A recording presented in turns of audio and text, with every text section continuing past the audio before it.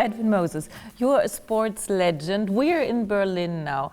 How would you describe your special relationship with this city? Well, Berlin was one of the first cities that I actually ran in. It was the third track meet that I ran in my first year in Europe in 1977. And I spent quite a bit of time in Berlin between 80 and 1989. So I'm very familiar with the city and really enjoyed the city. I was here when the wall was up and things were very different, but I really enjoyed the atmosphere that the city had during that time. What is special about the spirit of Berlin? Well, you know, the history of Berlin, going back to, I believe, 1961, and President Kennedy, as an American president, coming to Berlin and saying Ich bin ein Berliner is very big for Americans. And it wasn't too long after that time. You know, it was a city that was surrounded by a wall and a lot of military, but it had a special atmosphere that was different from any city I've ever been to. Speaking about history is speaking about time, so speaking about IWC. How did your perception of time change in the last years? Well, when I was a competitor, of course, time was the most important thing. And in track and field, you think in terms of tenths of seconds.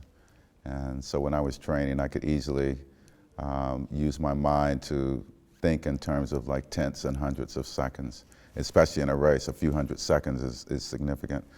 But as you get older, you know, 10% of your life becomes less and less. When you're 10 years old, 10% is a year. You know, when you're my age, 10% is, you know, a few more years. So, you know, it changes your perspective. If you think back to your career, what is more important, size or mechanics?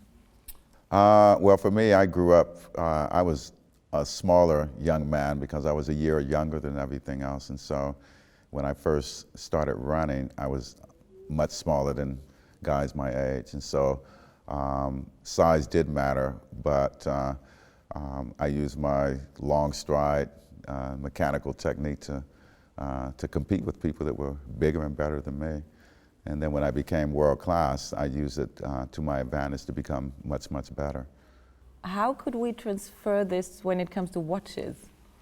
Well, IWC watches are amongst the best in the world, and especially from a mechanical point of view. And I know of all the research and history that goes into putting together a fine watch like that. So, yeah, mechanics is very important for IWC, I'm sure.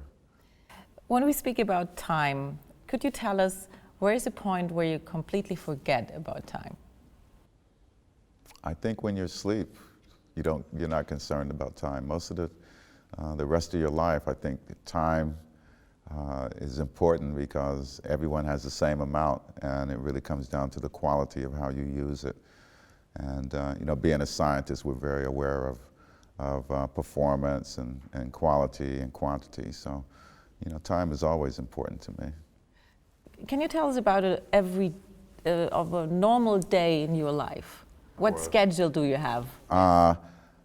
My schedule is really dependent upon what's happening in other people's lives and how much I have to deal with certain aspects. For example, with Laureus, it depends on how many emails or how many phone calls or how soon I have to react to something. So yeah, you know, the time really kind of dictates our lives more today than it did, say, 25, 30 years ago. And how do you try to save time for yourself? You can turn off the email and turn off the telephone, turn off the text messages and not deal with them. And I find that that's one of the ways in which you can gain time back from yourself.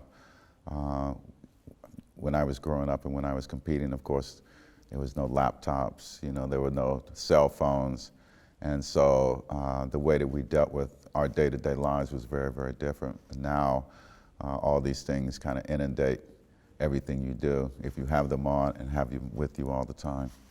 All these new technologies now, how could they help young athletes? And what are the points where you say, oh, I better warn you? Well, I think the young athletes today, I find that, and I don't do any coaching or anything, but I find that, especially the phone, and the phone and the phone device is something that is very, very distracting. And I've seen young athletes out in training, and they're in the middle of training and still working with their telephone. If it was me today, I would just shut it off and not even think about it and forget about it for a few hours. So I think it has to do with focus. So what is your most important advice then, how to become a better focused athlete? Shut off the electronics. But take your watch with you, of course. Yeah, you need your watch, but shut off everything else. That's what I would do. When I'm busy and I have things that I really feel are important and I need to do, I leave my phone somewhere else and come back and get it later. In what amount does sport help people to overcome their personal obstacles, speaking about your social engagements? Being fit and being healthy always helps. You feel more vigorous, you have more energy. So within that context, definitely. When we're looking at your website, you refer to yourself as the man, the icon, the leader. This is what it says. So what is these three attributes is most prominent in your life? Actually, none. They all come together. There's different aspects of everyone's life that some is internal, some is external, and some are just historical. So that's why it was kind of set up that way. Short questions, Mr. Moses. One thing you still have from your childhood? Glasses. Best advice you ever received? From my mom, get out fast and run like hell. Best advice you ever gave? Stay calm. Which book do you read at the moment? Magazines and news. Most important muscle in the human body? The heart.